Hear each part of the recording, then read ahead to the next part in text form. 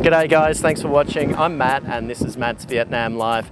Today I've got a friend joining me. His name's Khoa, he's been on the channel before, and we're going to go through a Facebook page about travel here to Vietnam, and we're going to try and answer some of the questions you've got about traveling here. Hopefully Khoa is going to help me out and do some of the heavy lifting.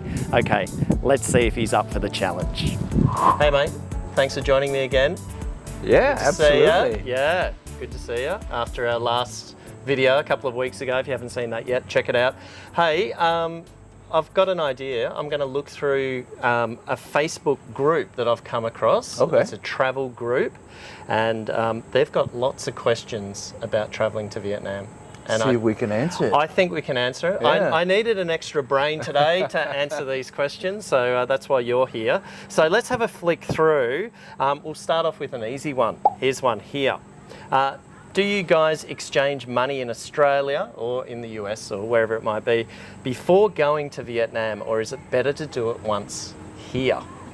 I think it's always good to have a little bit to start off, just in case when you arrive. Yes. You kind of have money to kind of play around with. Otherwise, you'd have to exchange it in the airport, which I would say you don't get the most ideal rate, right? Depends on what time your flight is as well. You know, you could get here, early in the morning.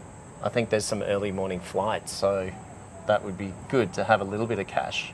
But I think generally speaking, the exchange rate is always better, isn't it? When you're here, when you're in likely country. better here. Yeah. And obviously the most ideal place is at a jewelry shop, right? That you get the best rates at a jewelry shop. Tell me about these jewelry shops. So we see a lot of jewelry and sort of gold shops around the market area that people should look out for. Tell me a little bit about that. Do you have any sort of inside scoop about why they're there? Well, they're there obviously to sell the jewelry and gold and that sort. True. But I think that they give you the best rate in terms of money exchange. So there's just a lot of foreigners or travelers who come to Vietnam. And generally if you go through the bank or if you do it at the airport, you don't get the ideal rate. Right. So these jewelry shops give you a more favorable rate. And hopefully, I guess, when you're exchanging there, maybe you buy a piece of jewelry, or buy gold. Because it doesn't matter where you go in Vietnam. If you go to the local central market, there's gold shops right around the periphery, isn't there? Yeah. And they're the nicest shops. and they're just gleaming, they're glowing with gold and silver. It's pretty funny. It's a little bit intimidating for a foreigner, actually, to go in there sometimes. Yeah, but once you see the line of people queued up at the jewelry store, then you're like, okay, that's cool. Yeah. But there's out in District 7, in the sort of the back blocks of District 7, I'll still see money exchange places there in the local areas. So it's not just in the touristy areas as well. It's everywhere around the city. Yeah. Even here near Pho Mi Hung at the market, there's also a couple of jewelry stores. But I think in the mall, in the Crescent Mall, near where we live, there's actually an exchange booth as well. Right, okay. All right, good one. So hopefully that helps some people. Here's one. I'll be spending 3 weeks in Vietnam in August this year. Apart from a bit of planning I've had to do at the start and end of my trip, mainly to block a few internal flights, do I really need to pre-book everything, or will there be plenty of options for accommodation? Cruises, this particular person's going to Ha Long, but I guess we can, it can be for any part of Vietnam, and other tours and activities. I have a rough idea of my itinerary, but would rather have some freedom and maybe pick up some advice and recommendations along the way. I think no matter where you're traveling in Vietnam, whether it be the south, the central, the north, I think it's good to feel more secure knowing that you have a place. So I always recommend, even when I have relatives or close friends who come in, just to book 2 nights somewhere, pre-book Right. 2 nights. Okay. So that when you get there, you know where you need to go. And generally, like, I don't know if they still do it now because I haven't been out of the country, but you used to have to fill out a form, like, where are you staying and that. I don't think they do that anymore, remember? Yeah, that's right. Where are you staying? Are you staying at a hotel? You're staying at a relative's place, or where? Yeah. You do in the Philippines. I know that. We had to say where we were staying. Okay. Which it is weird, in this day and age, isn't it? But Yeah. I think that's pretty good advice. I think have a couple of days booked. Yeah. But there are so many travel agencies and budget hotels as well. So if you get stuck, there's always a bit of an out, isn't there? Like if you get stuck somewhere, it's okay to, you might be able to get a $20 or $30 hotel just to get by, if you're a budget traveller, that is, I suppose. But I think what people also don't realise is that there are a lot of these tours and a lot of these options to book here, and sometimes you can negotiate as well, right? Yeah. And I think it probably also comes down to how much time do you want to spend looking around for the best trip. Yeah. How much time you want to cut into your holiday, getting stressed about, okay, what are we doing next? Yeah. So, yeah. Alrighty. Do you have any tips for... This person's asking Ha Long. I haven't been to Ha Long in a long time. Me neither. But I hear in Ha Long Bay, there's these really nice boat cruises.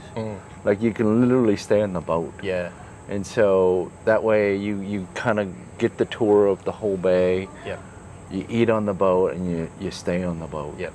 And I've heard that it's amazing. Yeah, and presumably you'd book that in advance. I don't know. Yeah, that one you. I don't know if you can walk up on that. I'm not huge on boat trips. Are you? I mean, I am if I have a little bit of control over it. But if I'm on one of those bigger ones, like a cruise ship. Yeah, because I've never been on a cruise ship, but something a bit bigger on say the Mekong River or Saigon River, you can't get off. It's like, I went to a wedding on one once and I was like, okay, I'm ready, I'm done. There's no sneaking out. Okay, let me see here. I'm totally not a boat person, so no cruises for me. Yeah, I'm not huge on them either. Okay, this one will suit you. This person says, I know a lot of you would say the Bana Hills and Golden Bridge is a waste of time, and some would say just do it. We don't want to go on a tour, be stuck there all day, so I'm trying to understand if we hire a driver, see and do what we want in, say, 3 to 4 hours, do they wait or do you just get another driver for the return trip? We would also want to do the full cable car experience, but not interested in the theme park side of things. Ooh, yeah, so I've heard that if you want, because everybody wants to get a nice photo with on the handbrake. Oh yeah. And I think that the only way you can do it is if you, from what I've been told, where there's always the expectation versus reality, and expectation is you're the single people on the bridge, whereas reality is like hundreds of people with you. It looks like my nightmare, by the way. Like I don't think I can handle it. But anyway, sorry. Yeah, in order to get that photo, I think you got to be up there really early. Right. And the only way you can be up there really early is if you stay up there for a night. You went up there recently, but did you go to Bana Hills? No, we didn't go. Why not? We had a choice, so we had either to go to the hot springs or Bana Hill, but then that would have required us to book a night if we wanted to get up there. And for us, the hot spring was just more interesting because we had kids. And just for us to do a photo op on the hand bridge wasn't worth it. I mean, I think they would have enjoyed the theme park, but my wife just didn't want to deal with the crowds. Yep. So we decided to go to the hot springs, the mud bath, and that was a lot of fun. So for this particular person, what would you say? I mean, if they want to get the photo, right, as stated, book one night up there. Okay. I mean, granted, if you're staying up there, then you should probably do the theme park. Otherwise, you take you get a rental, vehicle that will take you out there 8 a.m. in the morning. Right when it opens, you go up and try to get that photo. Yep. And then generally the driver will stay there and wait for you or he'll take a couple of trips, but he'll be Right. the same guy who picks you up, so Okay. that you don't have to call another driver. Right. And then generally they'll do the round trip, and it's fairly reasonable. How do people find them? Just through. The just second that online? you land at the airport, Right. the person who picks you up, either because now you can just get the Grab app, Right. and you get the driver as he takes you to the hotel in Da Nang. He'll also give you his card and say, hey, if you ever need me, Nice. call me. Okay. And then he'll give you a rate so that you don't have to book through the Grab, where a percentage of that is going to Grab. Right. So that all the drivers Oh, do that. that's good, isn't it? Yeah, that's what we did, and we got the same driver for a couple of days. So when we went to the hot springs, when we went to Hoi An, we called the same guy. Nice. Yeah. And he does a little bit of a trial run, picks you up at the airport, takes you to your hotel, and you can work out if you like him. Exactly. And he's a good driver yeah. as well. Yeah, so we picked a guy who had a new vehicle, Okay. a 7-seater, a new vehicle, nice. rather than an older vehicle. Okay, Yeah. So it cool. was really convenient. Very good. Good advice. Good tips. Okay, here's the next one. We arrive in Ho Chi Minh City on Thursday next week. Ooh, Okay, this that's was soon. posted an hour ago. Yeah. A day ago.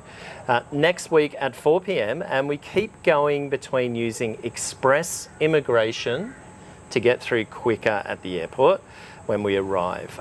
Do we get it or not get it? Is it more necessary when you depart rather than arrive?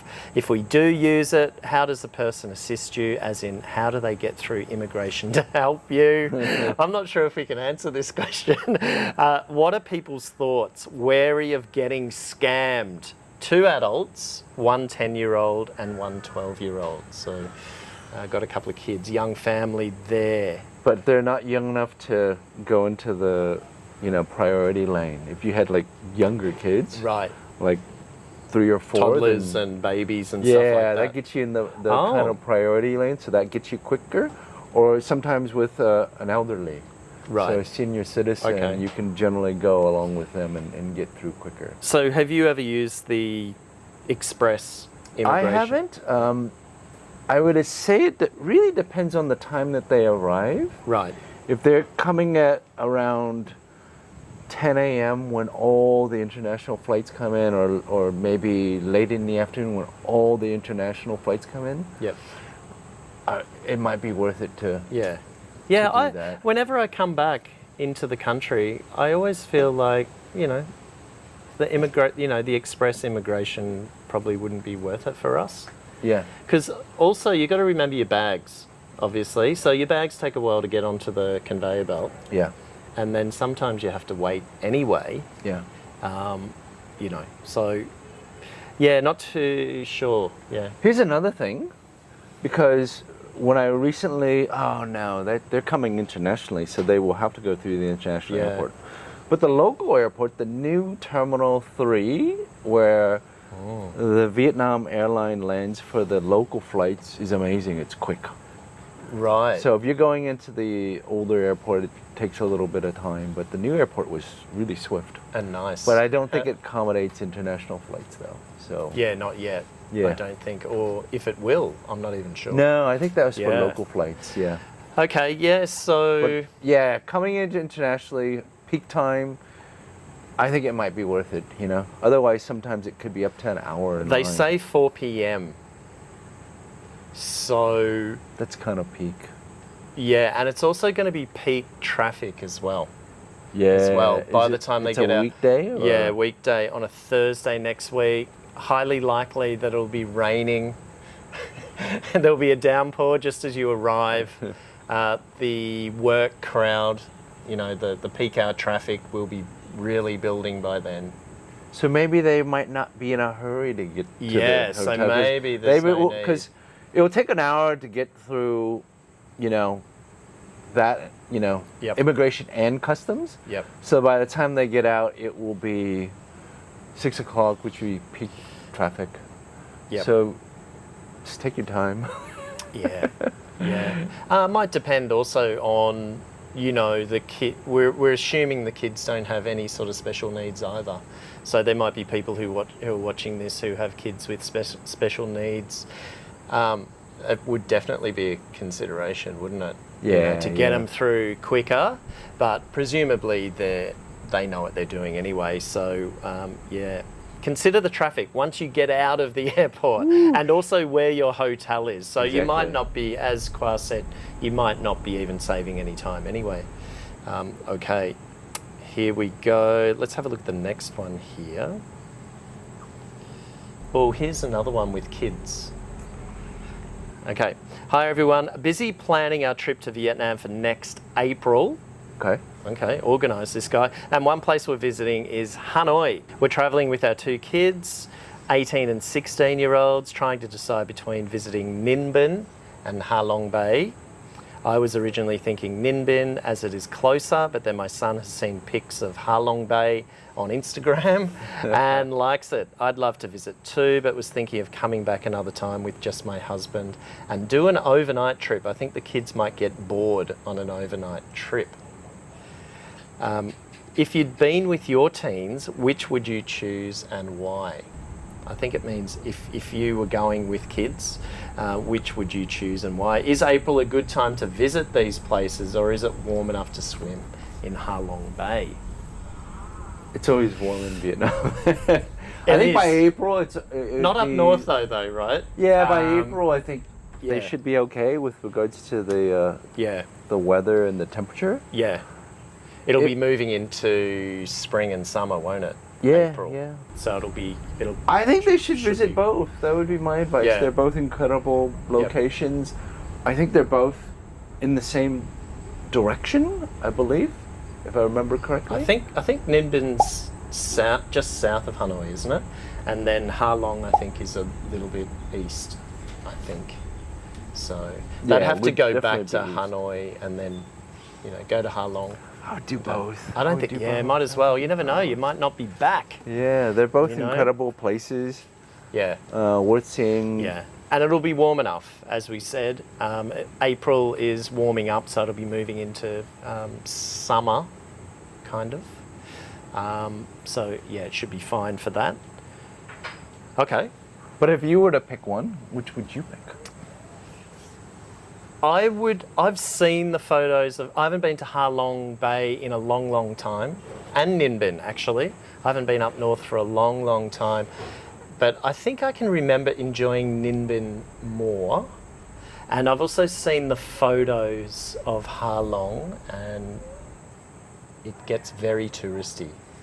I believe it's quite touristy these days, and there are lots of boat tours. I've heard that the water isn't so nice up there. I've never swam there, actually. Yeah. But I think if you have the kind of teenage kids, I think Ha Long Bay would offer more activities than Ninh Binh. Ninh Binh's kind of culture, heritage, beautiful scenery. More land-based, isn't it? Yeah, and you could do that in a day trip, but Ha Long Bay, if you want to have a little bit of drinks and restaurants, nightlife, then I would kind of go there. Righto. Okay, good answer. You can tell he's got kids. Okay, we've got another one. We arrive in Ho Chi Minh City, end of December. Okay, the people in this group are very organised. They're planning well in advance, which is good. For 2 weeks. Okay, that's interesting in itself. I'm assuming she means... Oh no, hang on, sorry. Further down, Ho Chi Minh City, 3 nights...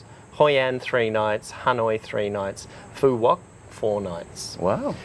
So they arrive first in Ho Chi Minh City. Can I please get some input with our itinerary? Would you add, remove, or just stick to exploring the southern part for 2 weeks? Any suggestions would be much appreciated. So they're in Vietnam for 2 weeks, fly into Ho Chi Minh City over just after Christmas.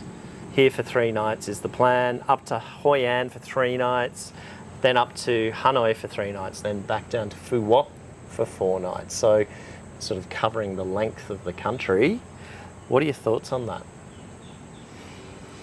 I mean, I think you said Hanoi, right? Yeah. In the plans. So Hanoi will be really cold, especially during Christmas and towards that they'll be there January. New Year. Okay. January 1 to 4 is the plan. Ooh, okay. Yeah. Yeah, you're right. It'll be a little chilly. It'll be cold. Yeah, if that's okay with them.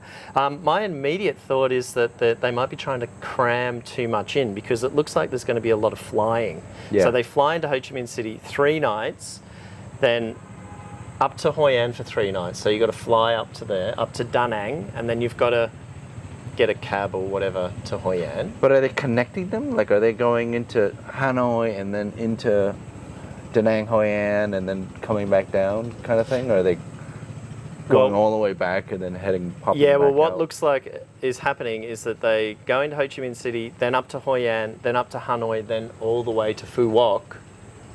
Ooh. But then presumably they would have to fly back to Ho Chi Minh City to fly out. Yeah. So what have we got? We've got 1, 2, 3, 4. You've got about 5 internal flights. And that's a lot of time to be waiting in the airports, and also factoring in delays depending on which airline as well, domestically. Yeah. You know, there's one particular airline that we know of that tends to be delayed a fair bit.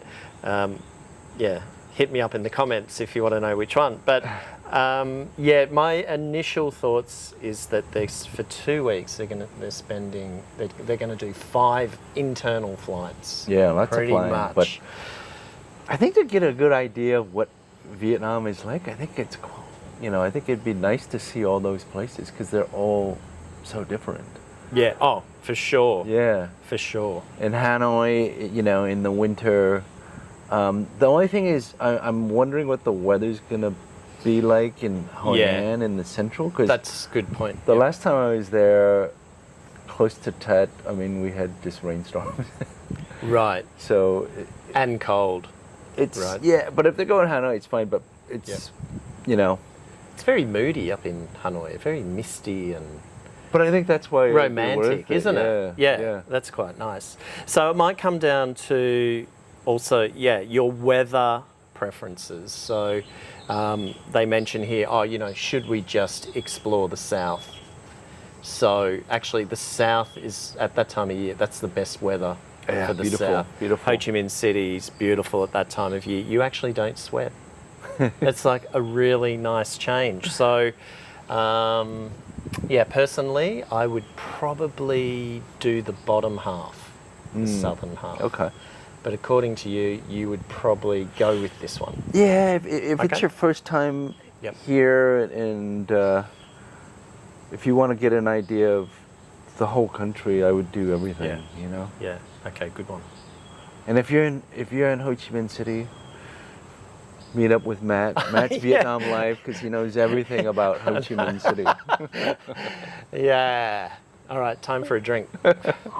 All right, well, that's it. Thanks for your time. Thanks for coming out on having Sunday. me on. Yeah. Yeah. And I'll get you back soon. Yes, again. absolutely. And look out for his channel. He's got 2 actually. You got 2 now. Just started a new one. 2. So I'll link them in the description. And also look out for us again maybe soon. I think he's trying to rope me into doing, what do you call it? Pickleball. Pickleball. Yeah. It could 2 old dudes. Could be the end of me. I'll need a holiday after that. No, but you used to play tennis, right? And I used to play tennis. So now that we're older and we can't run quite as much, then my hamstrings have shriveled up since. So we might have to also do a second part to that video where we go to get the massage the next day somehow. All right. Okay. Cheers. Cheers. Thanks for coming on. Yeah. Bye, everyone. Okay, Khoa, he did a pretty good job, didn't he? Thanks, Khoa. Thanks heaps for answering those questions about traveling here to Vietnam. Hopefully we've answered some of those for you and your trip here will be really cool. If you want to find out more about Vietnam, or if you want to ask more questions about Vietnam, make sure you check out the rest of my channel. Sometimes I do a live stream as well, so look out for that, and look out for more of these kinds of videos coming up soon. Okay, take care and stay safe, and I'll see you in the next one.